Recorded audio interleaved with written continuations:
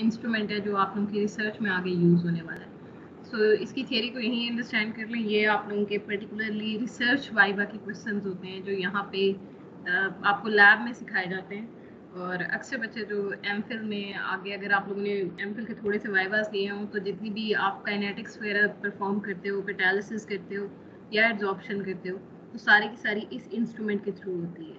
सो अगर आप लोगों में से किसी ने एमफिल का वाइवा कभी अटेंड किया हो, तो सर इशफाक बहुत ज़्यादा फंसाते होते हैं यूवी विजिबल स्पेक्ट्रोफोटोमेट्री में। सो यहाँ पे अगर आप इसको अंडरस्टैंड कर लोगे तो मेरा ख्याल है आप सर इशफाक के क्वेश्चंस एमफिल में उनके क्वेश्चंस के आंसर देने के काबिल हो जाते हो। सो स्टार्ट करते हैं। आपके पास स्पेक्ट्रोफोटोमेट्रिक डिटर्मिनेशन ऑफ स्टेडियम आपके एक्सपेरिमेंट का नेम है। जो इंस्ट्रूमेंट आपने यूज़ करना है वो स्पेक्ट्रोफोटोमीटर है, यूवी विजिबल स्पेक्ट्रोफोटोमीटर यूज़ करना है। सो इसका मतलब जो टेक्निक हम स्टडी करने जा रहे हैं वो स्पेक्ट्रोस्कोपी की टेक्निक है। अगर इसकी डेफिनेशन पे फोकस करोगे तो ये basically interaction of electromagnetic radiation with matter है। अकॉर्डिंग टू डेफिनेशन यहाँ पे दो थिंग्स इंपॉर्टेंट हैं जिसकी अंडरस्टैंडिंग आपको होनी चाहिए बिफोर अंडरस्टैंडिंग द इंस्ट्रूमेंट।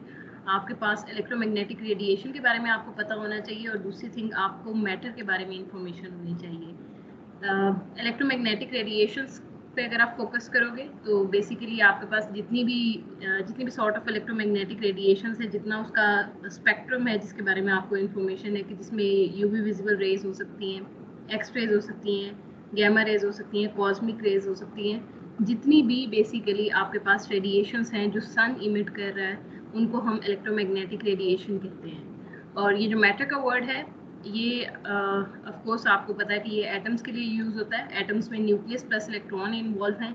यहाँ पे जो स्पेक्ट्रोस्कोपी है वो न्यूक्लियस के साथ भी कुछ केसेस में डील कर रही होती है और इलेक्ट्रॉन के साथ भी कुछ केसेस में डील कर रही होती है। आप लोग आगे जाके एक स्पेक्ट्रोस्कोपी पढ़ोगे, NMR स्पेक्ट्रोस्कोपी जिसको हम कहते हैं, वो पर्टिकुलरली सिर्फ और सिर्फ न्यूक्लियस के साथ डील कर रही होती है। हाउएवर NMR के अलावा बाकी जितनी भी स्पेक्ट्रोस्कोपी हैं वो सारी की सारी सिर्फ और सिर्फ इलेक्ट्रॉन के साथ डील कर रही होती हैं। सो यहाँ पे जो दो मेजर कंपोनेंट हैं इलेक्ट्रोमैग्नेटिक रेडिएशन और मैटर, अगर आप हल्का सा गौर करो तो इनकी नेचर बहुत ज़्यादा डिफरेंट है। यहाँ पे आप एक वेव की बात कर रहे हो, मतलब इलेक्ट्रोमैग्नेटिक रेडिएशन इटसेल्फ एक वेव होती है और मैटर आपको पता है कि पार्टिकल नेचर रखता है।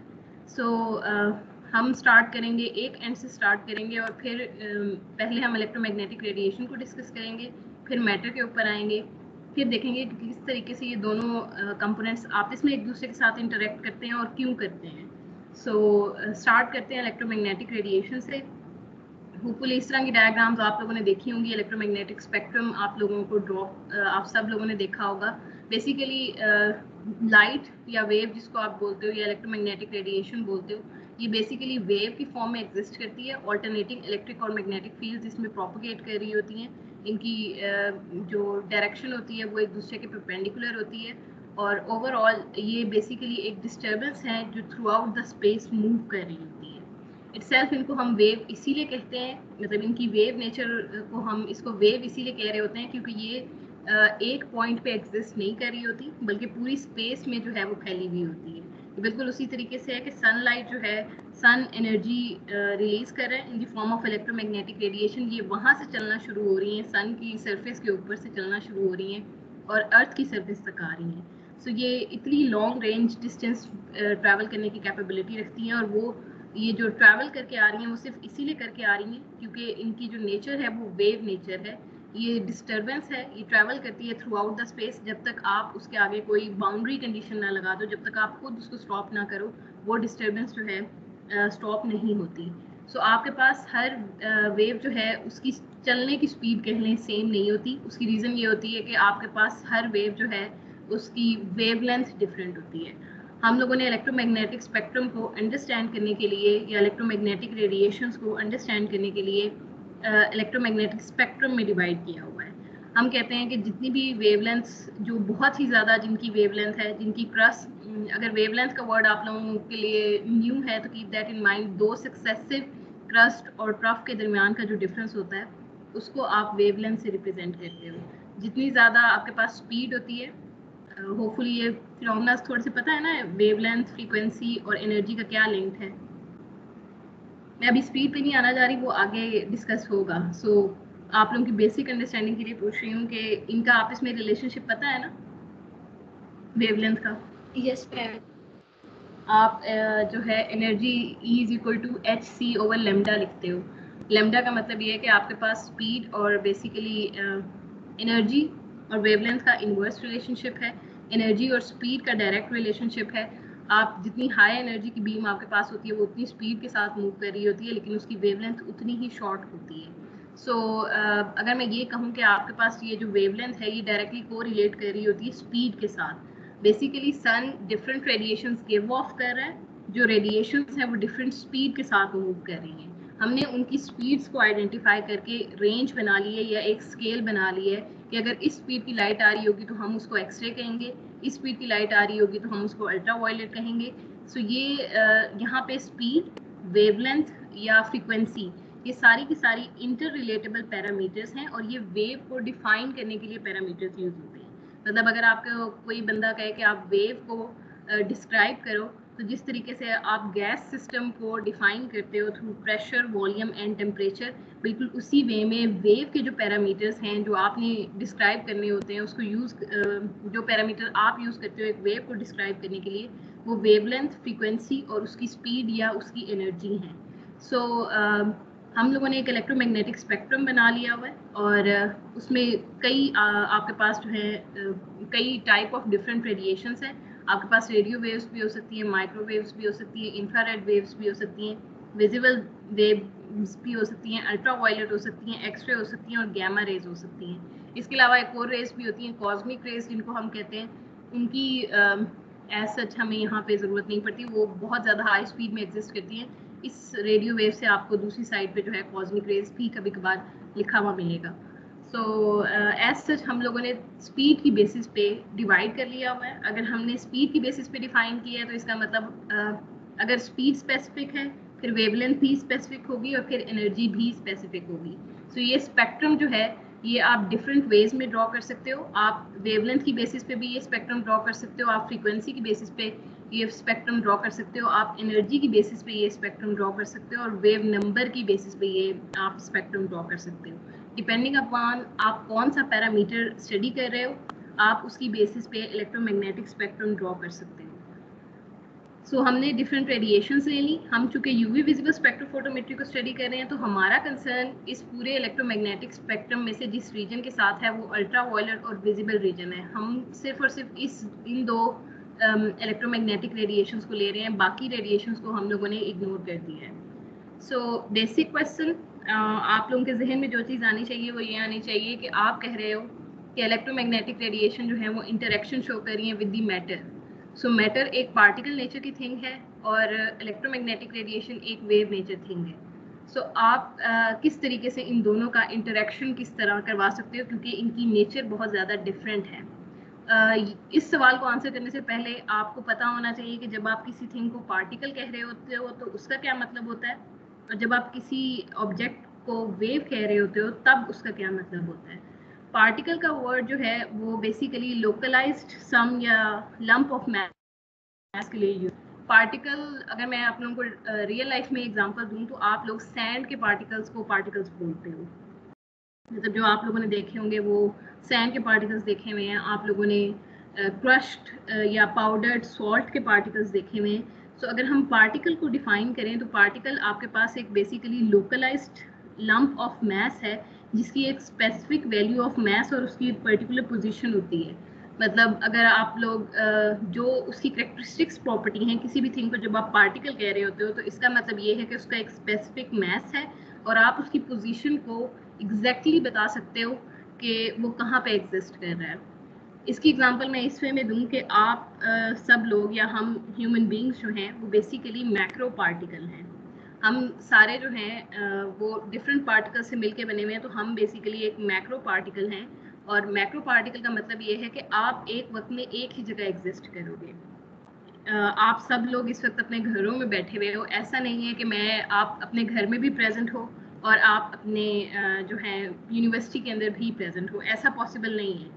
सो बेसिकली जब हम किसी चीज़ को पार्टिकल कह रहे होते हैं हम ये कह रहे होते हैं कि उसका एक स्पेसिफिक मैस है, और सेकेंडली ये कि हम उसकी पोजीशन को बड़े अच्छे तरीके से एक्स वाई कोऑर्डिनेट्स के थ्रू बड़ा इजीली एक्सप्लेन कर सकते हैं। जब भी किसी पार्टिकल की वेलोसिटी आपके पास 0 होती है, आप बहुत बच्चों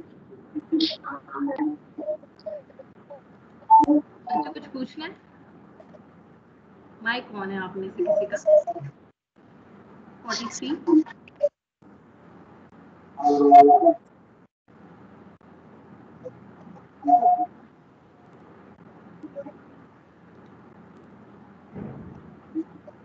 43 everything okay?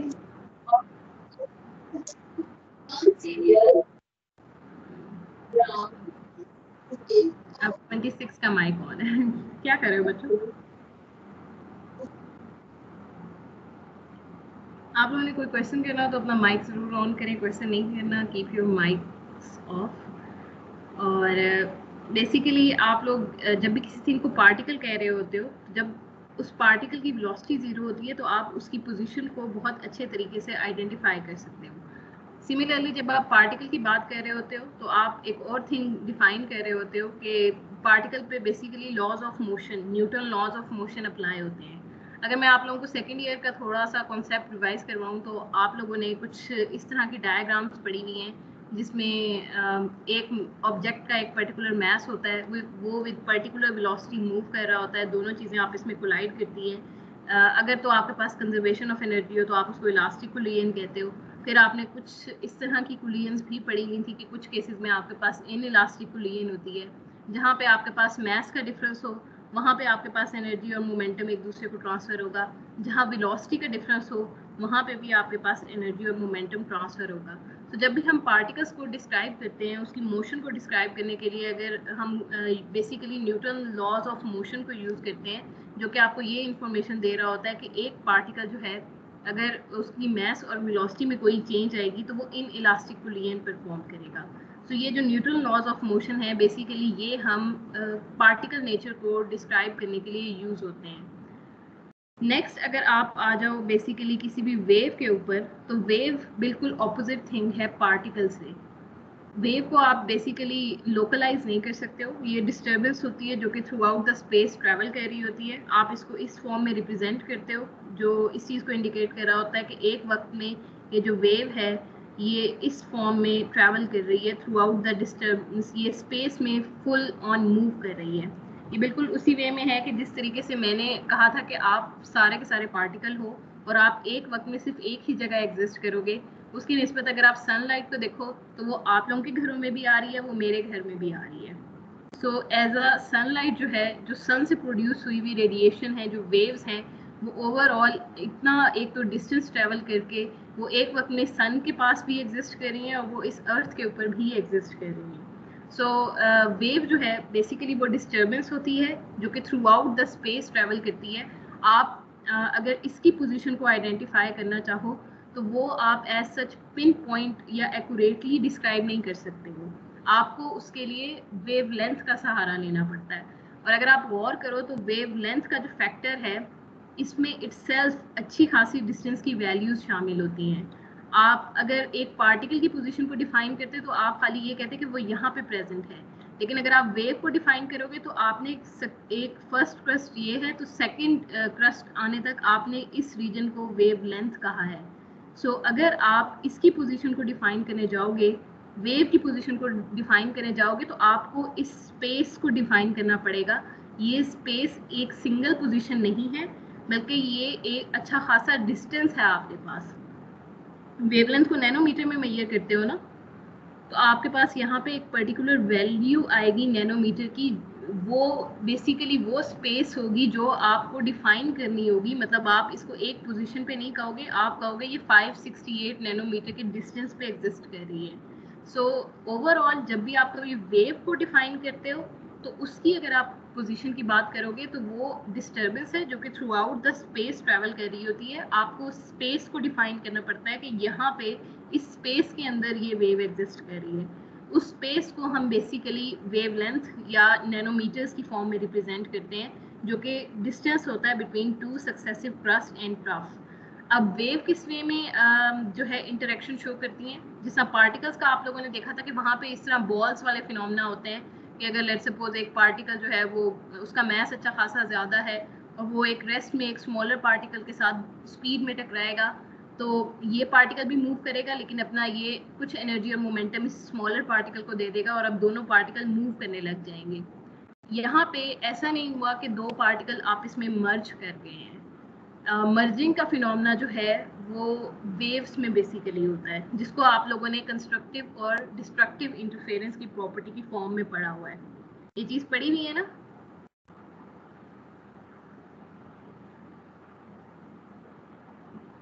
कंस्ट्रक्टिव इंटरफेरेंस और डिस्ट्रक्टिव इंटरफेरेंस के कॉन्सेप्ट से फेमिलियर हो बच्चों? यस मैम, पढ़ी हुई है। सो बेसिकली जब भी आप दो वेव्स के इंटरेक्शन करवा रहे होते हो, सो दो वेव्स अगर एक दूसरे के साथ इस वे में इंटरेक्ट करती हैं कि वो मर्ज कर जाती हैं। आपके पास पार्टिकल में कभी भी मर्जिंग नहीं होती। ऐसा नहीं होता कि एक पार्टिकल अपनी आइडेंटिटी को कम्प्लीटली लूज कर दे। यहाँ पे वेव के केस में थोड़ा सा इंटरेक्शन डिफरेंट होता है। जब भी दो वेव्स आपस में इंटरेक्शन शो करती हैं तो एक या तो वो एक दूसरे के इफेक्ट को प्रमोट कर रही होती हैं, जिसको हम कंस्ट्रक्टिव इंटरफेरेंस कहते हैं। अगर क्रस्ट के ऊपर क्रस्ट पड़ेगी और ट्रफ के ऊपर ट्रफ फॉल करेगी तो आपके पास कंस्ट्रक्टिव इंटरफेरेंस का फिनोमेना होगा। अगर इसके ऑपोजिट सिनेरियो कि क्रस्ट के ऊपर ट्रफ फॉल कर रही हो तो उस केस में ये दोनों एक दूसरे के इफेक्ट को फिनिश कर देती हैं। एज अ रिजल्ट वहाँ पे वेव ही फिनिश हो जाती है। जबकि आप पार्टिकल के केस में ये कहते हो ये पार्टिकल जो है एज सच कभी भी डिस्ट्रॉय नहीं हो सकता। सो ये बिल्कुल ऑपोजिट थिंग है इन केस ऑफ वेव और in case of particle. Second thing जो डिफरेंट होती है वो इनमें डायफ्रैक्शन का प्रोसेस होता है। डायफ्रैक्शन का प्रोसेस ये है कि आपके पास वेव्स जो हैं अगर उनके रास्ते में आप कोई ऑब्स्टेकल डाल दोगे तो वो बेसिकली उसके राउंड अबाउट कोई ना कोई वे निकाल लेती हैं, बेंट कर जाती हैं उसके ऑब्स्टेकल के अराउंड। इस प्रोसेस को डायफ्रैक्शन बोला जाता है। ये बिल्कुल उसी वे में है कि आप अगर कहीं पे पानी, अगर आप लोगों ने रिपल टैंक को कभी देखा हो और वहाँ पे आप कोई स्लिट लगा दो तो बेसिकली वेव उस स्लिट के अराउंड जो है वो इस फॉर्म में जो है बेंट होके अपनी प्रोपगेशन को जरूर जारी रखती है, वो चलना जो है वो नहीं छोड़ती। इसकी निस्बत अगर आप पार्टिकल देखोगे तो पार्टिकल सिर्फ जो पार्टिकल यहाँ से ट्रेवल कर रहा होगा वो तो सीधा चला जाएगा, लेकिन अगर यहाँ पे उसके रास्ते में आप उस पार्टिकल को बेसिकली फॉल करवाओगे यहाँ पे, वो बाउंस बैक कर जाएगा, वो कभी भी बेंट होके उसके राउंड अबाउट अपनी जगह नहीं निकालेगा। उसकी निस्बत जो वेव्स होते हैं, वेव्स में ये प्रॉपर्टी होती है कि वो ऑब्स्टिकल के अराउंड बेंट कर सकती हैं। सो ये दो बेसिक डिफरेंसेस हैं आपके पास वेव में और बेसिकली पार्टिकल में। वेव में आपके पास एक तो ये कि दो चीज़ें मर्ज करके अपनी आइडेंटिटी को लूज कर सकती हैं, पार्टिकल कभी भी मर्जिंग नहीं करता। सेकेंडली आपके पास जो वेव होती है वो कॉर्नर्स के अराउंड, अगर उसके रास्ते में कोई ऑब्स्टिकल आएगा तो वो कॉर्नर्स के अराउंड बेंट कर सकती है, जिसको हम डायफ्रैक्शन कहते हैं। यही वजह है कि आप जब अपने घरों में डार्क रूम हो और आप लाइट ऑन करो तो फौरन से आपके पास चाहे रूम में टेबल पड़ा हो चाहे आयरन पड़ी हो, उसके राउंड अबाउट लाइट ट्रेवल करके पूरे रूम को रोशन कर देती है। ऐसा नहीं होता कि जो है एक स्पेसिफिक पोर्शन पे आपको लाइट मिल रही हो, वो लाइट जो है वो पूरे रूम में फैल जाती है। सो बेसिकली वो जो लाइट का फैलना है पूरे रूम में, वो आपके पास डिफ्रैक्शन का प्रोसेस है कि चाहे जो मर्जी उसके रास्ते में हो वो उसके राउंड अबाउट अपना रास्ता खुद निकाल लेती है। उसकी निस्बत पार्टिकल हमेशा स्ट्रेट लाइन में मूव करता है, अगर उसके रास्ते में कोई ऑब्स्टिकल आ जाएगा तो वो उससे बाउंस बैक कर जाता है।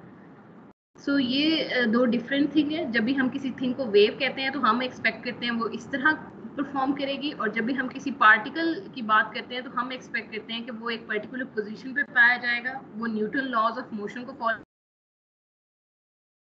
तो वो उससे बाउंस बैक कर जाएगा। सो पहले जब स्टार्टिंग में ये एज्यूम किया जाता था कि वेव नेचर की थिंग हमेशा वेव नेचर के साथ इंटरेक्शन शो करती है, जिस तरीके से आप लोगों ने ये अभी ऊपर कंस्ट्रक्टिव और डिस्ट्रक्टिव इंटरफेरेंस वाला प्रोसेस देखा है, सिमिलरली ये एक्सपेक्ट किया जाता था कि पार्टिकल हमेशा पार्टिकल के साथ ही इंटरेक्शन शो करता है, जिस तरह आप लोगों ने बॉल्स वाले एक्सपेरिमेंट्स देखे थे। सो यहाँ पे जिन दो एक्सपेरिमेंट्स ने हमारी इस अंडरस्टैंडिंग को चेंज किया, उसमें फोटो इलेक्ट्रिक इफेक्ट और कॉम्पटन इफेक्ट बेसिकली आते हैं। फोटो इलेक्ट्रिक इफेक्ट में क्या होता था कि आप फोटोन को फॉल करवाते थे एक पर्टिकुलर मेटल स्लैब के ऊपर, और एज अ रिजल्ट जो आपकी मतलब हमारी जो वेव की अंडरस्टैंडिंग है उसके अकॉर्डिंग ये एक वेव नेचर की थिंग है। लाइट बेसिकली जो फोटोन है वो एक वेव नेचर की थिंग है और ये इस ऑब्जेक्ट के ऊपर फॉल कर रही है। तो जो साइंटिस्ट जो हमारी बेसिकली अंडरस्टैंडिंग है वेव की, उसके अकॉर्डिंग इसको यहाँ पे एब्जॉर्ब नहीं होना चाहिए, बल्कि इसको इस ऑब्स्टिकल के अराउंड अपना रास्ता निकालना चाहिए था। लेकिन इस वेव ने बड़ा डिफरेंटली बिहेव किया, और उसने ऐसे बिहेव किया जैसे वो कोई पार्टिकल हो। जिस तरीके से दो बॉल्स आपस में कोलाइड करती हैं और एनर्जी और मोमेंटम जो है ट्रांसफर कर देती हैं, और खुद एक बॉल स्टैटिक हो जाती है और दूसरी बॉल मूव करना शुरू कर जाती है, इस वेव ने बेसिकली उस पार्टिकल नेचर को शो किया। सो ये फर्स्ट एक्सपेरिमेंट था जिसमें आपके पास एक वेव नेचर की थिंग ने बिल्कुल पार्टिकल की तरह बिहेव किया था, और ये कॉन्सेप्ट आना शुरू हुआ कि आपके पास जो वेव नेचर है बेसिकली वो इंटरमिंगल कर सकती है पार्टिकल नेचर के साथ।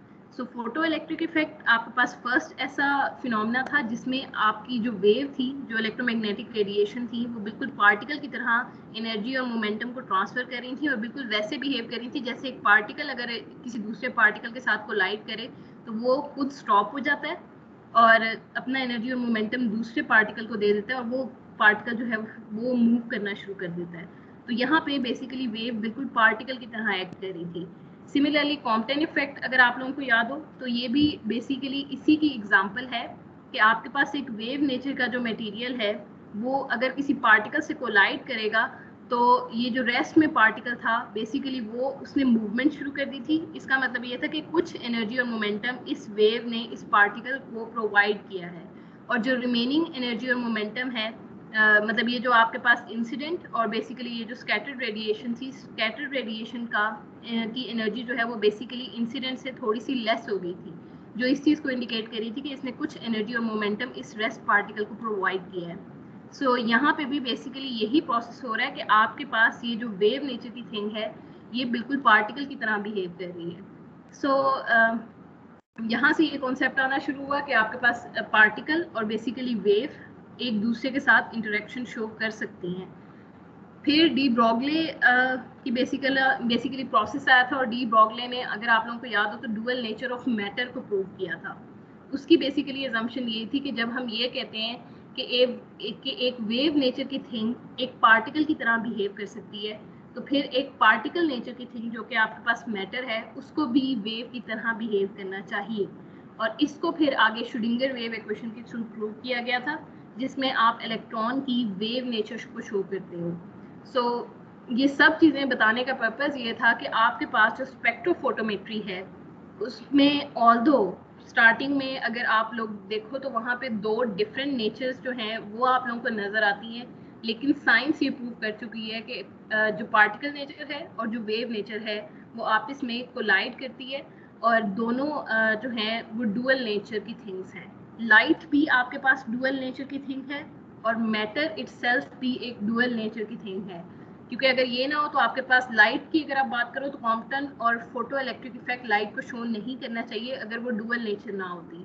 सिमिलरली क्वांटम केमिस्ट्री के जितने भी कॉन्सेप्ट्स हैं जिसमें हम इलेक्ट्रॉन्स को पार्टिकल की बजाय वेव स्टेशनरी वेव्स कंसिडर कर रहे होते हैं, आपके पास शेप्स ऑफ ऑर्बिटल को आप एक वेव या डिस्टर्बेंस के तौर पे रिप्रेजेंट कर रहे होते हो। आप इलेक्ट्रॉन को एक सिंगल इलेक्ट्रॉन की फॉर्म में रिप्रेजेंट नहीं कर रहे होते, बल्कि आप इस तरह की शेप्स ड्रॉ कर रहे होते हो, उसके लिए एस शेप ड्रॉ कर रहे होते हो, डम्बेल शेप ड्रॉ कर रहे होते हो, डबल डम्बेल शेप ड्रॉ कर रहे होते हो। सो ये जो इलेक्ट्रॉन से इलेक्ट्रॉनिक क्लाउड का जो वर्ड निकला हुआ है वो इस चीज़ को इंडिकेट कर रहा है कि आपके पास मैटर इटसेल्फ एक डुअल नेचर की थिंग है। सो ये दोनों थिंग्स आपस में इंटरेक्शन शो कर सकती हैं। यहाँ तक पार्टिकल और वेव नेचर क्लियर है?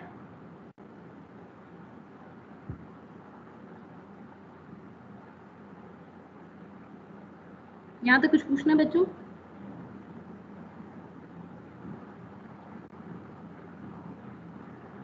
क्लास ले भी रहे हैं या नहीं?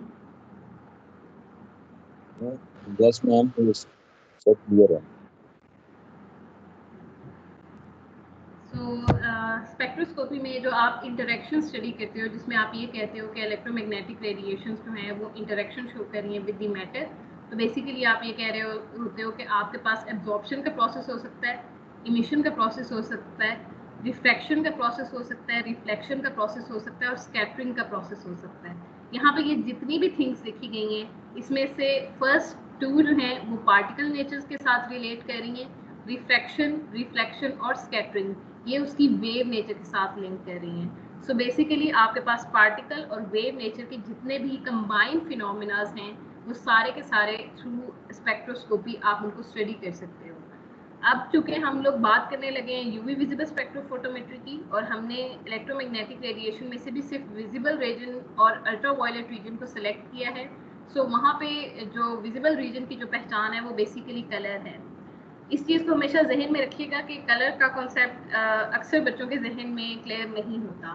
बेसिकली सनलाइट आ रही होती है, सनलाइट में आपके पास जिसको आप लाइट बोल रहे होते हो वो बेसिकली वाइट लाइट होती है, और उसमें तमाम रेडिएशंस होती हैं, उसमें तमाम विजिबल रीजन में जितने भी कलर इन्वॉल्व हैं उन सब की रेडिएशंस होती हैं। होता क्या है कि जब भी ये किसी ऑब्जेक्ट पे फॉल करती हैं वो ऑब्जेक्ट कुछ जो है लाइट्स को एब्जॉर्ब कर लेता है और रिमेनिंग को रिफ्लेक्ट करता है।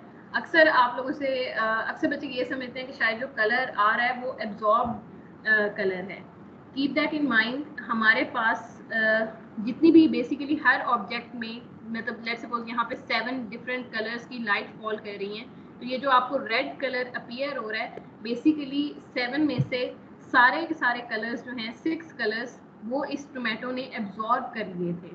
सिर्फ एक जो रेड कलर है बेसिकली उसने वो एब्जॉर्ब नहीं किया था, तो आपको हमेशा रिफ्लेक्टेड कलर जो है वो नज़र आ रहा होता है। सो कलर की जो परसेप्शन है उसको थोड़ा सा करेक्ट कर लें कि जो कलर आपको बेसिकली नज़र आ रहा होता है वो एब्जॉर्ब कलर नहीं होता, वो बल्कि जो भी आप कंपाउंड ले रहे होते हो या ऑब्जेक्ट ले रहे होते हो या जो भी मैटर ले रहे होते हो एक्चुअल में वो बाकी तमाम कलर्स को एब्जॉर्ब कर रहा होता है, और जो कलर आपको नज़र आ रहा होता है बेसिकली सिर्फ वही कलर रिफ्लेक्टेड कलर है जिसके साथ वो कोई इंटरेक्शन शो नहीं कर रहा। सो यूवी विजिबल स्पेक्ट्रोफोटोमेट्री में इस चीज़ को जहन में रखिएगा कि कलर को देखते हुए कभी भी आप ये नहीं कहते कि बेसिकली इस कंपाउंड ने रेड कलर की लाइट को एब्जॉर्ब किया है। आपको उसके पीछे उसका कॉम्प्लीमेंट्री कलर देखना पड़ता है अगर आप उसके एब्जॉर्प्शन के बारे में इंफॉर्मेशन देना चाहो। अक्सर वाइवास में बच्चों से सिर्फ ये क्वेश्चन पूछा जाता है कि अच्छा आपने इस वेवलेंथ पे वर्क किया है तो रेड कलर आ रहा है कंपाउंड का, तो इसका मतलब आपने रेड वाली लाइट एब्जॉर्ब करवाई है, और अक्सर बच्चे इसका आंसर येस में देते हैं। Keep that in mind, red colour आपने एब्जॉर्प्शन में यूज नहीं किया हुआ। जो कलर आपको कंपाउंड का एंड पे नजर आ रहा है वो कलर है जो रिफ्लेक्ट हुआ है, बल्कि वो वाहिद कलर है जिसके साथ आपके कंपाउंड ने कोई इंटरेक्शन शो नहीं किया।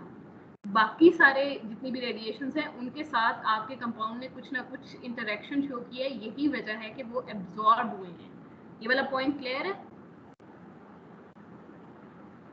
Yes, ma'am. तो जो कलर हम देख रहे होते हैं इसका ये मतलब नहीं है कि यूवी विजिबल स्पेक्ट्रोफोटोमेट्री में जाके वही वाले कलर की रेडिएशन को दे दो। जब भी आपने इस चीज़ को भी जहन में रखिएगा कि जब आप कलर्स की बात करते हो आपके पास हर कलर जो है वो एक स्पेसिफिक वेवलेंथ को शो कर रहा होता है। हम अब क्या करने लगे हैं, अब हम स्पेक्ट्रोफोटोमीटर को यूज़ करने लगे हैं, और स्पेक्ट्रोफोटोमीटर में जो बेसिक प्रिंसिपल है वो एब्जॉर्प्शन ऑफ लाइट को हम as an analytical tool apply करने लगे हैं। हमने ये चीज़ देख ली कि आपके पास हर कंपाउंड, ये आपका जितना भी मैटर प्रेजेंट है बेसिकली हर कंपाउंड किसी न किसी वे में विजिबल लाइट के साथ इंटरेक्शन शो कर रहा होता है। जो नहीं कर रहा होता वो हमें ब्लैक नज़र आ रहा होता है। जो बिल्कुल भी कोई मतलब इंटरेक्शन शो नहीं कर रहा होता, सारे कलर्स को एब्जॉर्ब कर रहा होता है, वो हमें ब्लैक नज़र आ रहा होता है। ब्लैक के अलावा जितने भी कलर्स हैं इसका मतलब ये कि वो यूवी विजिबल लाइट से कुछ ना कुछ इंटरेक्शन शो कर रहे हैं। सिमिलरली इस ऑब्जर्वेशन को यूज़ करते हुए एक बेसिक प्रिंसिपल आइडेंटिफाई किया गया। आप क्या करते हो यूवी विजिबल स्पेक्ट्रोफोटोमेट्री में, आप फुल विजिबल रेंज को लेते हो। इसमें यहाँ पे मैंने विजिबल रेंज इससे शो की है क्योंकि उससे अंडरस्टैंडिंग डेवलप करना जो है थोड़ा सा इजी होता है। अगर मैं बिल्कुल एक्यूरेट होकर बात करूँ तो यहाँ पे आप जो अल्ट्रा वायलेट रीजन है उसको भी लोगे, लेकिन चूंकि अल्ट्रा वायलेट रीजन ये रॉड्स और बेसिकली कोन्स हमारी आइज में नहीं होती तो हम उसके लिए कोई कलर नहीं देख सकते। सो इसलिए उसको विजुलाइज करना या उसको अंडरस्टैंड करना थोड़ा सा डिफिकल्ट है। हम यहाँ पे basically visible region plus ultraviolet region को फॉल करवाते हैं। यहाँ पे हमारे पास सैंपल प्रेजेंट होता है, सैंपल उसमें से कुछ कलर को एब्जॉर्ब कर लेता है। जैसे यहाँ पे इसने ऑरेंज और येलो कलर की जो रेडिएशंस हैं उनको एब्जॉर्ब कर लिया है। जब आप इस एब्जॉर्प्शन के प्रोसेस को स्टडी कर रहे होते हो तो बेसिकली ये आपके पास यूवी विजिबल एब्जॉर्प्शन स्पेक्ट्रोफोटोमीटर का वर्किंग प्रिंसिपल है।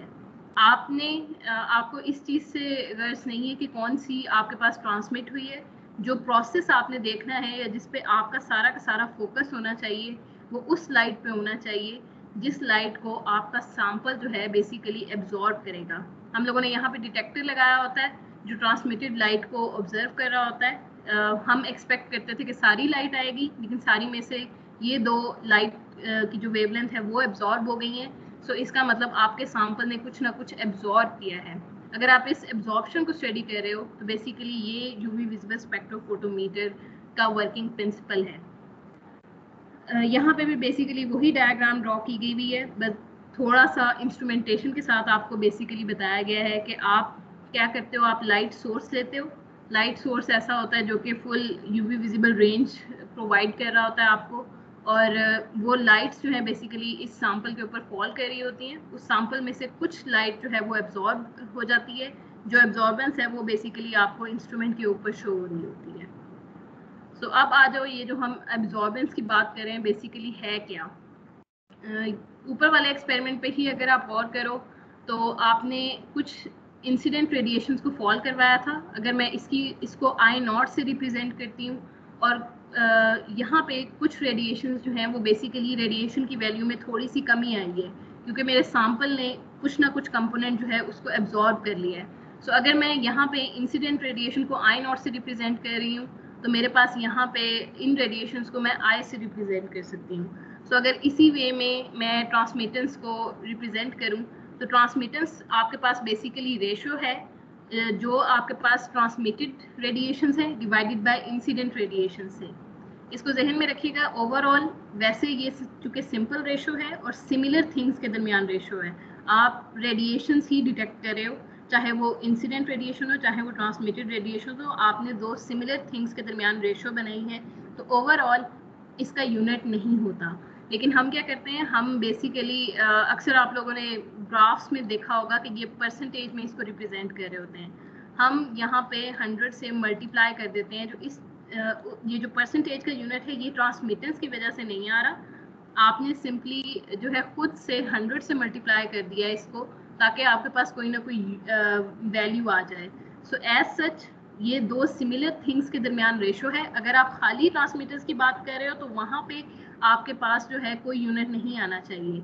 लेकिन अगर आप ट्रांसमिशन एफिशिएंसी की बात कर रहे हो, मतलब हम इसको अक्सर ट्रांसमिटेंस भी नहीं लिखते, इसको अक्सर ट्रांसमिशन एफिशिएंसी बोला जाता है, जो इस चीज़ को इंडिकेट कर रहा होता है कि आपने इस फॉर्मूले को 100 के साथ मल्टीप्लाई किया हुआ है और उसकी वजह से इसका जो यूनिट है वो परसेंटेज लिखा जाता है। सो अक्सर वाइवास में ये क्वेश्चन भी पूछा जाता है कि आपके पास ट्रांसमीटर्स भी रेशो है तो उसको भी यूनिट लेस होना चाहिए, लेकिन आपने ट्रांसमीटर्स को परसेंटेज में रिप्रेजेंट किया है। तो आप बेसिकली यहाँ पे ये कहोगे कि अगर ओवरऑल आपने 10 रेडिएशंस फॉल करवाई थी और 10 में से 8 रेडिएशंस जो हैं वो आपके पास ट्रांसमिटेड फॉर्म में आई हैं और 2 रेडिएशन एब्जॉर्ब हो गई हैं, तो बजाय ये कि आप उसको 8 की फॉर्म में रिप्रेजेंट करो और उसका कोई यूनिट ना हो, आप सिंपली उसको मल्टीप्लाई कर दोगे 100 के साथ। सो आपके पास जो आंसर आएगा वो 80% की वैल्यू आएगी। सो आप सिंपली एक यूनिट यूज़ कर रहे हो एफिशिएंसी को कंपेयर करने के लिए। आप यहाँ पे ट्रांसमिटेंस की बात नहीं कर रहे होते अक्सर यूवी विजिबल स्पेक्ट्रोफोटोमेट्री में, आप transmission efficiency of a sample की बात कर रहे होते हो। ट्रांसमिटेंस की जो एग्जैक्ट वैल्यू है वो बेसिकली आपके पास एक और इंस्ट्रूमेंट है जिसको आप FTIR स्पेक्ट्रोस्कोपी कहते हो। कभी ये वर्ड सुने?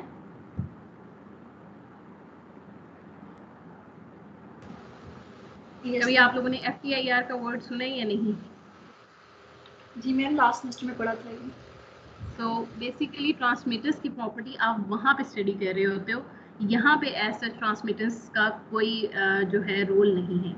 ये सिर्फ और सिर्फ एक इनडायरेक्ट वे है आपके पास एब्जॉर्बेंस को मेजर करने का।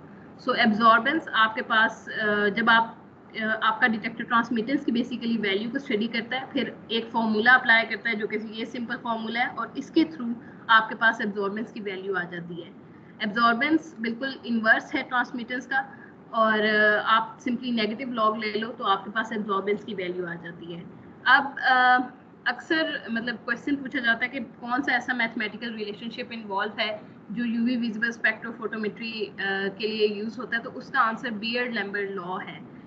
होपफुली आप लोग इससे भी फेमिलियर होंगे। अकॉर्डिंग टू बियर्ड-लैम्बर्ट लॉ आपके पास एब्जॉर्बेंस जो है वो बेसिकली दो थिंग्स पे डिपेंड करती है, एक कंसंट्रेशन ऑफ एन एनालाइट है और सेकेंडली आपके पास जो पाथ लेंथ है उस पर डिपेंड कर रही होती है। इस अंडरस्टूड के अगर आप कंसंट्रेशन को इंक्रीज कर दोगे तो ऑफ कोर्स जितने ज़्यादा मॉलिक्यूल्स होंगे उतनी ज़्यादा एब्जॉर्प्शन होगी, उतना ज़्यादा लाइट इंटरेक्शन शो करेगी विद मैटर और आपके पास एब्जॉर्बेंस की वैल्यू जो है उतनी ही ज़्यादा होगी। सिमिलरली अगर आप पाथ लेंथ को इंक्रीज कर देते हो, पाथ लेंथ जो है आपके पास बेसिकली रेडिएशन का वो डिस्टेंस है जो वो सैंपल में से गुजरती है।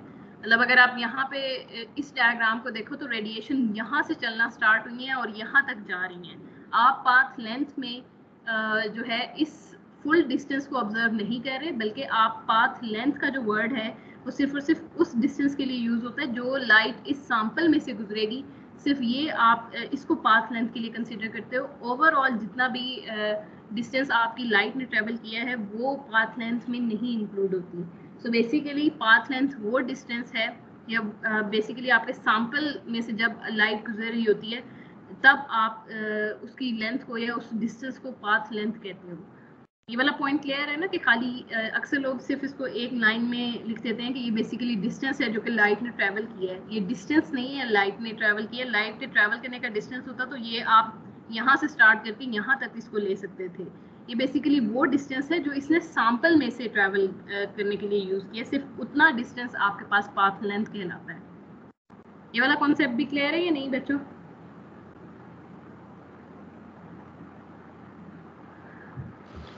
Yes ma'am. तो अगर आप इस तरह का रेक्टेंगल शेप लोगे, क्यूबिट लोगे, तो इसका पाथ लेंथ स्मॉल होगा क्योंकि इस फेस से बेसिकली ये जो शेडेड बेसिकली फेस है यहाँ से लाइट एंटर होगी और यहाँ से क्रॉस करके इधर से निकल जाएगी। सो अगर आप इस तरह का रेक्टेंगल लोगे तो ऑफकोर्स इसकी जो लेंथ होगी उसके अकॉर्डिंग जो है आपके पास पाथ लेंथ की वैल्यू आएगी। अगर आप थोड़ा स्क्वायर शेप क्यूबिट ले लो, क्यूबिट बेसिकली सैंपल होल्डर को कहा जाता है जिसमें आप सैंपल ले रहे होते हो, उसके लिए जो इंस्ट्रूमेंट के लिए जो वर्ड यूज होता है बेसिकली उसको क्यूबिट बोला जाता है। सो अगर आप क्यूबिट ले लोगे, थोड़ी सी बड़ी जिसकी लेंथ ज़्यादा होगी उस तरह की क्यूबिट ले लोगे, तो अब यहाँ से आपके पास लाइट एंटर होगी, यहाँ से ट्रैवल करेगी और इस फेस से बाहर निकल जाएगी। सो अब आपके पास जो लेंथ है वो अच्छी खासी ज़्यादा है। सो जितनी आपके पास लेंथ ज़्यादा होगी उतना आपकी रेडिएशन के पास अच्छा चांस होगा कि वो आपके सैंपल के साथ इंटरेक्शन कर सके। सो जितनी आप पाथ लेंथ इंक्रीज करते हो आपके पास उतनी ही ज़्यादा एब्जॉर्बेंस आती है क्योंकि आप रेडिएशंस को ज़्यादा अच्छा चांस दे रहे होते हो कि वो आपके एनालाइट के साथ कोई ना कोई इंटरेक्शन शो कर सके। सो बियर्ड-लैम्बर्ट लॉ के अकॉर्डिंग आपके पास एब्जॉर्बेंस जो है वो डायरेक्टली प्रोपोर्शनल है कंसंट्रेशन के। सिमिलरली एब्जॉर्बेंस डायरेक्टली प्रोपोर्शनल है डिस्टेंस के या पाथ लेंथ के। जब आप इन दोनों को कंबाइन करते हो तो बेसिकली आपके पास एक फॉर्मूला आता है जिसको आप absorbance is equal to epsilon naught C D से रिप्रेजेंट करते हो। ये जो एप्सिलॉन की जो वैल्यू है ये बेसिकली एक्साइटेशन कोएफिशिएंट है। इसको हम एप्सिलॉन से रिप्रेजेंट करते हैं। ग्रीक वर्ड एप्सिलॉन का वर्ड इसके लिए यूज होता है और अगर आप इसके यूनिट निकालोगे तो इसके यूनिट मिलीलीटर पर ग्राम सेंटीमीटर या लीटर पर सेंटीमीटर मल्टीप्लाई बाय मोल हैं। आपने क्या करना है, आपने सिंपली इसी फॉर्मूले से इसके यूनिट्स को कैलकुलेट करना होता है। So as such absorbance unitless parameter है, इसका कोई यूनिट नहीं होता क्योंकि ये ट्रांसमिटर्स के नेगेटिव लॉग से निकला है और ट्रांसमिटेंस का इटसेल्फ कोई यूनिट नहीं है। आपने सिंपल ट्रांसमिटेंस को लिया था, आप चूँकि आपने ट्रांसमिशन एफिशिएंसी का नेगेटिव लॉग नहीं लिया, आपने ट्रांसमिटेंस का लॉग लिया था एब्जॉर्बेंस के लिए। तो चूँकि ट्रांसमिटेंस का कोई यूनिट नहीं होता तो एब्जॉर्बेंस का भी कोई यूनिट नहीं होता। सिमिलरली आपके पास जो पाथ लेंथ है उसको आप मीटर में रिप्रेजेंट कर सकते हो या सेंटीमीटर में रिप्रेजेंट कर सकते हो। जो कंसंट्रेशन है आपके पास वो ग्राम पर मोल की फॉर्म में भी हो सकती है या ग्राम पर ml की फॉर्म में भी हो सकती है, डिपेंडिंग अपॉन आप कौन सा कंसंट्रेशन यूनिट ले रहे हो। कुछ लोग इसको ppm में भी लेते होते हैं और ज़्यादातर जब हम प्रैक्टिकल बात करें तो आपके पास जो कंसंट्रेशन का यूनिट होगा वो मिलीग्राम पर लीटर या ppm की फॉर्म में आएगा। सो इस चीज़ को ध्यान में रखिएगा कि ये जो यूनिट है वो डिपेंड करेगा आपके पास कौन सा कंसंट्रेशन यूनिट आप खुद यूज़ कर रहे हैं, उस पर डिपेंड करेगी आपके पास एक्साइटेशन कोएफिशिएंट या एब्जॉर्बिटिविटी की वैल्यू जो है। एक इसको भी ध्यान में रखिएगा कि आपके पास ये जो कांस्टेंट की वैल्यू है एप्सिलॉन नॉट जिसको आप लोग बोल रहे हो, ये सैंपल की अपनी प्रॉपर्टी होती है। आप लोगों के पास कुछ मॉलिक्यूल्स ऐसे होंगे जो बहुत ज़्यादा अच्छी एब्जॉर्बेंस देंगे, कुछ मॉलिक्यूल्स ऐसे होंगे जो बहुत कम एब्जॉर्बेंस देंगे। उसकी रीज़न ये होती है कि ये कोई सैंपल कितनी एब्जॉर्बेंस देगा ये उसके केमिकल स्ट्रक्चर पर डिपेंड करता है। कहीं पे आपके पास कुछ मॉलिक्यूल्स में पाई बॉन्ड होंगे, कहीं पे आपके पास सिग्मा बॉन्ड होंगे, कहीं पे आपके पास नॉन बॉन्डिंग ऑर्बिटल्स बन रहे होंगे। सो हर एक बॉन्ड की एब्जॉर्बेंस जो है वो डिफरेंट है। सबसे अच्छी एब्जॉर्बेंस की अगर बात की जाए तो जहाँ पे आपके पास कॉन्जुगेशन होती है, ऐसे मॉलिक्यूल्स जिनमें कॉन्जुगेशन होती है, वो सबसे अच्छा परफॉर्म करते हैं इन यूवी विजिबल स्पेक्ट्रोफोटोमेट्री। सो ये बेसिकली यहाँ पे ये जो एक्साइटेशन कोएफिशिएंट है ये आपको इंफॉर्मेशन दे रहा होता है कि किसी भी मॉलिक्यूल की अगर जितनी ज़्यादा एक्साइटेशन कोएफिशिएंट की वैल्यू होगी, इसका मतलब उसकी ज़्यादा अच्छी एब्जॉर्प्शन कैपेबिलिटी है, उसमें बॉन्ड्स ऐसे हैं कि वो स्ट्रांगली एब्जॉर्प्शन को शो करता है। ये वाला पॉइंट क्लियर है? एक्साइटेशन कोएफिशिएंट एक कांस्टेंट है जो कि रिलेट करता है आपके पास आपके मॉलिक्यूल के साथ। ये मॉलिक्यूल से लिंक्ड कोएफिशिएंट है। यहाँ तक क्लियर है बियर्ड-लैम्बर्ट लॉ की थ्योरी? Yes ma'am. एक और थिंग जो आप इंस्ट्रूमेंटेशन में फिक्स कर लोगे वो बेसिकली पाथ लेंथ है।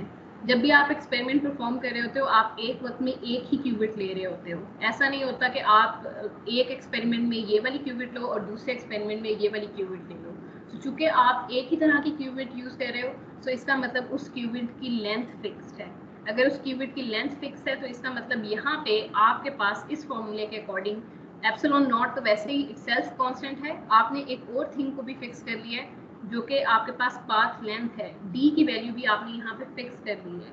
सो जब भी हम स्पेक्ट्रोफोटोमेट्री परफॉर्म कर रहे होते हैं अक्सर औकात जो हमारा फोकस होता है वो ये होता है कि हम एब्जॉर्बेंस को कंसंट्रेशन के साथ रिलेट कर सकें। उसके अलावा जितने पैरामीटर्स हैं वो हम फिक्स कर देते हैं। अगर ये इस इक्वेशन पे आप गौर करो तो ये basically equation of straight line passing through origin है, y is equal to mx की फॉर्म में है। इसी इक्वेशन को अगर आप ग्राफ में कन्वर्ट करोगे होपफुली अब आप डिपेंडेंट वेरिएबल और इंडिपेंडेंट वेरिएबल से फेमिलियर होगे। So according to this equation ये आपका इंडिपेंडेंट वेरिएबल है, आपने इसको जो है साइमल्टेनियसली चेंज करना है और देखना है कि आपकी एब्जॉर्बेंस की वैल्यू पे क्या इफेक्ट आता है। क्योंकि यहाँ पे डायरेक्ट रिलेशनशिप आ रहा है और पावर भी 1 है तो आपके पास straight line passing through origin वाला ग्राफ आना चाहिए जो इस फॉर्म में आएगा। अक्सर औकात ऐसा होता है कि हम एक लाइन बोलते होते हैं कि यूवी विजिबल स्पेक्ट्रोफोटोमेट्री में आपके पास एब्जॉर्बेंस जो है वो 2 से अबव नहीं जानी चाहिए। हम उस एब्जॉर्बेंस को पसंद नहीं करते अगर आपका सैंपल जो है बहुत ज़्यादा एब्जॉर्बेंस शो कर रहा हो। दूसरा फिर हम अक्सर ये कहते हैं कि डाइल्यूट सॉल्यूशन लेना चाहिए। ये दो प्रिकॉशंस कभी सुनिए यूवी विजिबल स्पेक्ट्रोफोटोमीटर से लिंक या नहीं? मैम डाइल्यूट सॉल्यूशंस वाले तो सुनी है, दूसरे वाले नहीं सुनी। बेसिकली होता ही है कि ये जो बियर्ड-लैम्बर्ट लॉ है जब आप इसको प्रैक्टिकली परफॉर्म करके देख रहे होते हो तो बियर्ड-लैम्बर्ट लॉ कंसंट्रेटेड सॉल्यूशंस पे अप्लाई नहीं होता। बियर्ड-लैम्बर्ट लॉ जो है वो डेविएशन शो करना शुरू कर देता है। मतलब आप स्टार्टिंग में अगर आपने कंसंट्रेशन और एब्जॉर्बेंस को रिलेट कर रहे हो तो जब सॉल्यूशन डाइल्यूट है तब वो बिल्कुल जो है इस वे में बिहेव कर रहा है जैसे वो स्ट्रेट लाइन हो। लेकिन जो आप कंसंट्रेशन को बहुत ज़्यादा इंक्रीज कर देते हो तो बजाय ये कि इसका इंक्रीज है एब्जॉर्बेंस की वैल्यू में डिक्रीज आना शुरू हो जाता है। सो ये चूंकि यहाँ पे आपके पास बियर्ड-लैम्बर्ट लॉ मतलब आपके पास हो सकता है अगर आप कंसंट्रेटेड सॉल्यूशन ले लो मतलब जिसमें बहुत ही ज़्यादा एनालाइट प्रेजेंट है तो वहाँ पे आपके पास डेविएशन आना शुरू हो जाती है। सो ये बियर्ड-लैम्बर्ट लॉ हर रेंज पे एप्लीकेबल नहीं है। अगर आपने स्टडी करना है यूवी विजिबल स्पेक्ट्रोफोटोमीटर के थ्रू तो आपने जो सैंपल लेना है आपने कोशिश करनी है कि उसका जो हाईली कंसंट्रेटेड सॉल्यूशन ना हो। ज़्यादातर हम लोग 0.01 मोलर से अबव जाना प्रेफर नहीं करते। हम जितना डाइल्यूट सॉल्यूशन ले सकें हम उतना डाइल्यूट सॉल्यूशन लेते हैं। उसकी रीज़न ये होती है कि अगर आप हाईली कंसनट्रेटेड सोल्यूशन लेना शुरू कर दो तो वहाँ पे थोड़े से और फिनोमेना स्टार्ट हो जाते हैं जो एब्जॉर्बेंस से हट के हैं। जैसे अगर आप बहुत ज़्यादा हाई कंसनट्रेशन ले लोगे वहाँ पे स्कैटरिंग का प्रोसेस होना लग जाएगा जो कि एब्जॉर्बेंस से ज़रा डिफरेंट फिनोमेना है, लेकिन आपके इंस्ट्रूमेंट को नहीं पता कि उसने सिर्फ एब्जॉर्बेंस में ये करनी है या वो स्कैटर्ड को भी एब्जॉर्बेंस में काउंट करना शुरू कर देगा। सिमिलरली आपके पास जो कुछ और जो प्रोसेस हो सकते हैं वो ये हो सकते हैं कि आपके पास एसोसिएशन या डिसोसिएशन के फिनोमेनाज होना शुरू हो जाएं। अगर आप लोगों को याद हो तो डायमर फॉर्मेशन का वर्ड आप लोगों ने कभी सुना हो, सुना हुआ या नहीं? डायमर फॉर्मेशन होनी शुरू हो जाती है जब आप बहुत ज़्यादा कंसंट्रेशन को इंक्रीज कर देते हो। डायमर का वर्ड कभी सुना हुआ या नहीं? यस मैम, सुना होगा। ये आप लोगों ने Chem 101 में एसोसिएशन और डिसोसिएशन को स्टडी किया होगा, जिसमें आप लोगों ने ये थिंग स्टडी की थी कि अगर आप बहुत ज़्यादा कंसंट्रेटेड सॉल्यूशन ले लो तो वहाँ पे डायमरिज्म का फिनोमेना होना शुरू हो जाता है। दो मॉलिक्यूल्स आपस में इतने ज़्यादा क्लोज आ जाते हैं कि वो एडक्ट बनाना शुरू कर देते हैं, डायमर्स बनाना शुरू करते हैं, मोनोमर की फॉर्म में रहना प्रेफर नहीं करते, डायमर्स की फॉर्मेशन होना शुरू हो जाती है।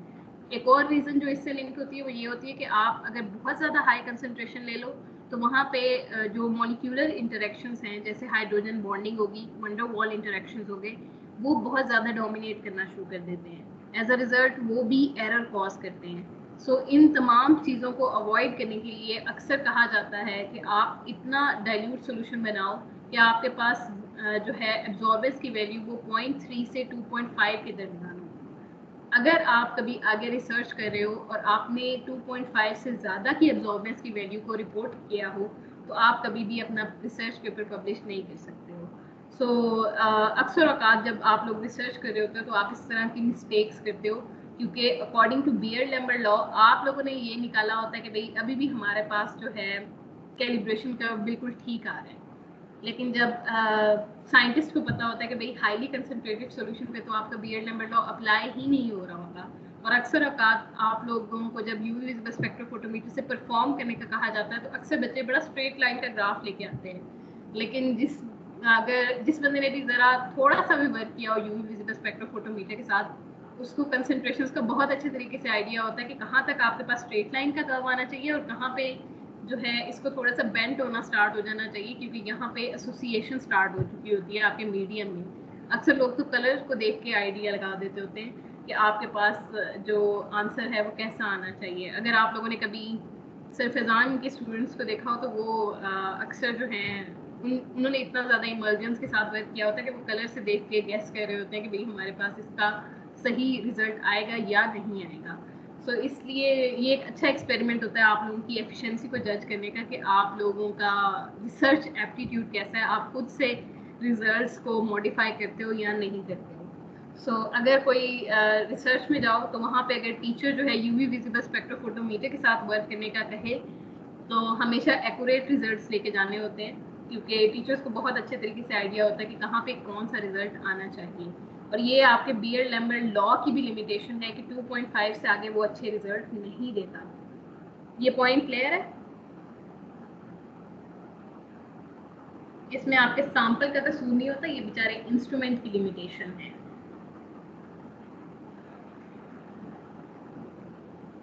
यहाँ तक बच्चों कुछ पूछना हो आप लोगों ने?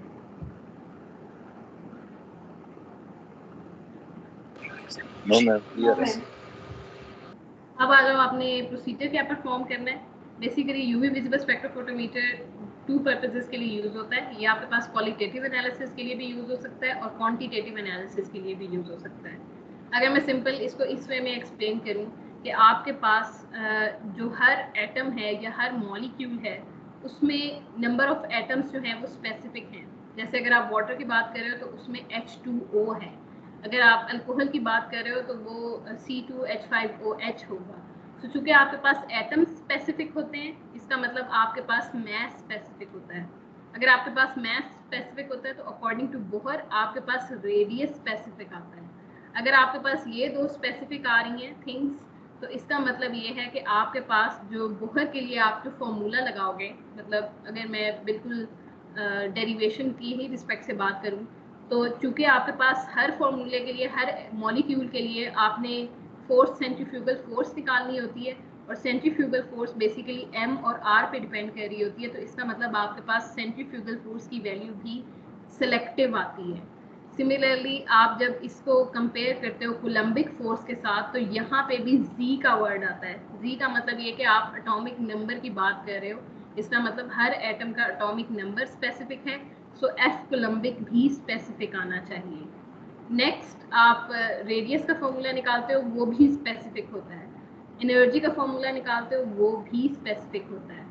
ये जो सारी बोहर की डेरिवेशन करवाने का पर्पस है वो ये है कि आपके पास हर मॉलिक्यूल, जिस मॉलिक्यूल को भी आप लो, चाहे वो इस तरह का मॉलिक्यूल हो, चाहे वो इथाइलिन हो, चाहे वो इस तरह का कॉन्जुगेटेड मॉलिक्यूल हो, हर मॉलिक्यूल की जो एनर्जी की वैल्यू है वो डिफरेंट आने वाली है। तो हमारे पास कई तरह के मॉलिक्यूल्स होते हैं और उन सब का एनर्जी लेवल डिफरेंट होता है। जैसे अगर आप इथाइलिन के एनर्जी लेवल को लोगे, तो चूंकि इथाइलिन में जो लास्ट वैलेंस शेल की बात की जाए, तो आपके पास एक एनर्जी लेवल ये है और दूसरा एनर्जी लेवल ये है। सिमिलरली अगर आप ब्यूटाडाइन को देखोगे, हेक्साट्राइन को देखोगे, तो उसके एनर्जी लेवल की वैल्यूज डिफरेंट हैं। तो अगर आप एक ही ग्राफ लोगे और एनर्जी लेवल्स को ड्रॉ करने में लगोगे, तो आपके पास हर कंपाउंड की एनर्जी की वैल्यू स्पेसिफिक आती है, और उसकी रीज़न बेसिकली ये होती है कि आपके पास एटॉमिक नंबर स्पेसिफिक होता है, आपके पास मास नंबर स्पेसिफिक होता है, और अकॉर्डिंग टू बोहर अगर ये दोनों चीज़ें स्पेसिफिक हैं तो आपके पास रेडियस की वैल्यू स्पेसिफिक आती है। अगर रेडियस की वैल्यू आपके पास स्पेसिफिक आ रही है तो आपके पास एनर्जी की वैल्यू भी स्पेसिफिक आनी चाहिए। जिन कंपाउंड्स को हम यूवी विजिबल एक्टिव कहते हैं, वो कंपाउंड्स होते हैं जिनमें अगर आप एब्जॉर्प्शन करवाओ तो उनमें जो एब्जॉर्ब लाइट है, मतलब आपके पास यहाँ पे होमो और ल्यूमो का वर्ड कभी सुना है या ये नहीं सुना हुआ? ये आपके पास हाईएस्ट ऑक्युपाइड मॉलिक्यूलर ऑर्बिटल है। सिमिलरली ये आपके पास लोएस्ट अनऑक्युपाइड मॉलिक्यूलर ऑर्बिटल है। जब आप यहाँ पे रेडिएशन फॉल करवा रहे हो, जब आपने अपने क्यूबिट के अंदर एनालाइट लिया हुआ है, आपका जो एनालाइट है वो सिलेक्टिवली एक रेडिएशन को एब्जॉर्ब करेगा। वो कौन सी वाली रेडिएशन होगी? वो रेडिएशन होगी जो कि उसके होमो और ल्यूमो से मैच कर रही होगी। मतलब हर जो मॉलिक्यूल है, ऐसा नहीं है कि वो सारी रेडिएशन को एब्जॉर्ब करेगा। क्योंकि एनर्जी लेवल स्पेसिफिक है, इसका मतलब एनर्जी डिफरेंस भी स्पेसिफिक है। दो एनर्जी लेवल्स के दरमियान जो डिफरेंस होता है वो भी स्पेसिफिक है। सिर्फ ऐसे मॉलिक्यूल्स जो उस तरह की लाइट को एब्जॉर्ब करते हैं जो यूवी विजिबल रेडिएशंस, मतलब यूवी विजिबल की जो रेंज है उसमें फॉल कर रही है, सिर्फ वो रेडिएशंस या सिर्फ ऐसे मॉलिक्यूल्स को हम through UV visible spectrophotometer study कर सकते हैं। जो इससे बाहर है हम उनको स्टडी नहीं कर सकते। सो ये आपके पास उस क्वेश्चन का आंसर है कि आपके पास इथाइलिन यूवी विजिबल एक्टिव क्यों नहीं है और ब्यूटाडाइन और हेक्साट्राइन यूवी विजिबल एक्टिव क्यों है। उसकी रीज़न ये होती है कि आपके पास एनर्जी लेवल स्पेसिफिक हैं, और जब जिन दो आप सिर्फ उन कंपाउंड्स को यूवी विजिबल स्पेक्ट्रोफोटोमीटर के थ्रू स्टडी कर सकते हो जिनके होमो और ल्यूमो का जो डिफरेंस है वो बेसिकली लाए करे इन यूवी विजिबल रेंज। सिर्फ आप उन कंपाउंड्स को यूवी विजिबल स्पेक्ट्रोफोटोमीटर के थ्रू स्टडी कर सकते हो, आप सारे कंपाउंड्स को स्टडी नहीं कर सकते। यही वजह है कि आप लोग अक्सर एक लाइन बोली जाती है कि अगर आपके पास कलर्ड कंपाउंड है तो वो यूवी विजिबल एक्टिव है, अगर वो नॉन कलर्ड कंपाउंड है, अगर वो वाइट है या ब्लैक है, तो उसको आप through UV visible spectrophotometer study नहीं कर सकते। ये वाला पॉइंट क्लियर है कि हम सिर्फ कलर्ड कंपाउंड को ही क्यों कहते हैं कि हमने कलर्ड कंपाउंड को ही यूवी विजिबल स्पेक्ट्रोफोटोमीटर के थ्रू स्टडी करना है।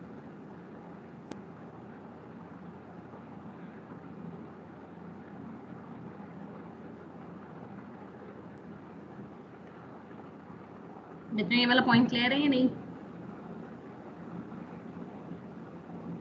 क्लियर है मैम। क्लियर है। मॉलिक्यूलर ऑर्बिटल थ्योरी अप्लाई करनी आती कंपाउंड्स पे? बचपन वाली थी, मतलब यहाँ पे इस पे आप बेसिकली ये अप्लाई कर रहे हो जो आप जब आप लोगों ने यूवी विजिबल स्पेक्ट्रोफोटोमीटर की थ्योरी पढ़ी होगी तो आपने ये वाली डायग्राम बनाई होगी जिसमें आप सिग्मा, पाई, नॉन बॉन्डिंग, पाई स्टार और सिग्मा स्टार को कंपेयर कर रहे हो। Yes ma'am. बेसिकली जब भी आपके पास कोई भी यूवी विजिबल एक्टिव कंपाउंड होता है वहाँ पे डिफरेंट मॉलिक्यूल्स होते हैं, मतलब डिफरेंट एटम्स कंबाइन करके आपके पास मॉलिक्यूल बना रहे होते हैं। अगर मैं इस कॉन्जुगेटेड सिस्टम की एग्जांपल लूँ तो इसमें ये कार्बन के जितने भी एटम्स हैं ये आपस में कंबाइन करके मॉलिक्यूलर ऑर्बिटल बना रहे हैं। जितने एटम्स आपके पास कंबाइन करेंगे उतने ही डिफरेंट आपके पास मॉलिक्यूलर ऑर्बिटल आएंगे। मॉलिक्यूलर ऑर्बिटल इस बिल्कुल वेव की तरह बिहेव कर रहे होते हैं, मतलब इसमें जो इलेक्ट्रॉन प्रेजेंट है वो एज अ वेव बिहेव कर रहे होते हैं। और ये जो आपके पास पॉसिबिलिटीज आती हैं ये डिफरेंट वेव्स की कम्बिनेशन की पॉसिबिलिटीज होती हैं। अगर आपके पास बिल्कुल एग्जैक्ट कंस्ट्रक्टिव इंटरफेरेंस हो रही हो तो वो ये इस तरह का स्ट्रक्चर बनता है जिसमें कोई नोड नहीं होता। पाई में आपके पास डम्बल शेप्ड होती है, सिंगल नोड होता है। पाई स्टार में आपके पास 2 नोड्स होते हैं क्योंकि ये एंटी बॉन्डिंग मॉलिक्यूलर ऑर्बिटल की तरफ जा रहा होता है। सिमिलरली आपके पास सिग्मा स्टार में भी 3 नोड्स होते हैं जो इस चीज़ को इंडिकेट कर रहा होता है कि ये एंटी बॉन्डिंग ऑर्बिटल है। जहाँ पे नोड्स आना शुरू हो जाते हैं वहाँ पे एंटी बॉन्डिंग नेचर डोमिनेट करना शुरू कर देती है। इस चीज़ को जहन में रखिएगा, स्टार जहाँ पे भी आएगा वो एंटी बॉन्डिंग को डिनोट कर रहा होगा। सो चूंकि आपके पास इस तरह का स्ट्रक्चर बनता है, सो लेट सपोज अगर आप यहाँ पे फिलिंग करना शुरू करो, यहाँ पे 4 इलेक्ट्रॉन्स हैं, सो पहले आप यहाँ फिल करोगे, फिर आप यहाँ फिल करोगे। जो प्रोसेस आपने परफॉर्म करके देखना है कि आपका यूवी विजिबल एक्टिव है या नहीं है, वो यहाँ पे 4 ही ऑर्बिटल्स थे तो इसका मतलब आपने लोअर एनर्जी ऑर्बिटल्स फिल कर ली हैं। जो प्रोसेस होगा वो क्या होगा कि आप यहाँ से लाइट फॉल करवाओगे, जो यहाँ से एक इलेक्ट्रॉन है वो एक्साइट होके आपके पास लोएस्ट अनऑक्युपाइड मॉलिक्यूलर ऑर्बिटल में जाएगा। ये जो लोएस्ट अनऑक्युपाइड मॉलिक्यूलर ऑर्बिटल इस केस में आपके पास पाई स्टार है। सो इसका मतलब जब आप ट्रांजिशन करवाओगे यहाँ से एक इलेक्ट्रॉन ट्रैवल करके इधर जाएगा। सो चूंकि आपके पास एनर्जी लेवल्स की वैल्यू स्पेसिफिक है, सो इसका मतलब जो आपने एनर्जी प्रोवाइड करनी है वो भी स्पेसिफिक होगी। ये आपको यहाँ पे एक सिलेक्टिव एनर्जी रिक्वायर्ड है। अगर एनर्जी की एक ही वैल्यू है तो इसका मतलब उसी के corresponding according to this formula आपके पास अगर एनर्जी स्पेसिफिक है, मतलब एनर्जी की एक वैल्यू आ रही है, सो आप यहाँ से ये वाला फॉर्मूला अप्लाई करोगे और इस फॉर्मूले के थ्रू अपनी वेवलेंथ को कैलकुलेट करोगे। मतलब अगर आपने यूवी विजिबल स्पेक्ट्रोफोटोमीटर में फाइंड आउट करना है कि आप कौन सी वेवलेंथ के साथ डील कर रहे हो तो वो इसके थ्रू परफॉर्म की जाती है। आप ये कह रहे हो कि यहाँ पे एनर्जी की वैल्यू स्पेसिफिक है क्योंकि यहाँ पे ओवरऑल क्वांटाइजेशन है, lowest energy level, highest lowest energy level और lowest unoccupied highest occupied molecular orbital और लोएस्ट अनऑक्युपाइड मॉलिक्यूलर ऑर्बिटल को आप कंपेयर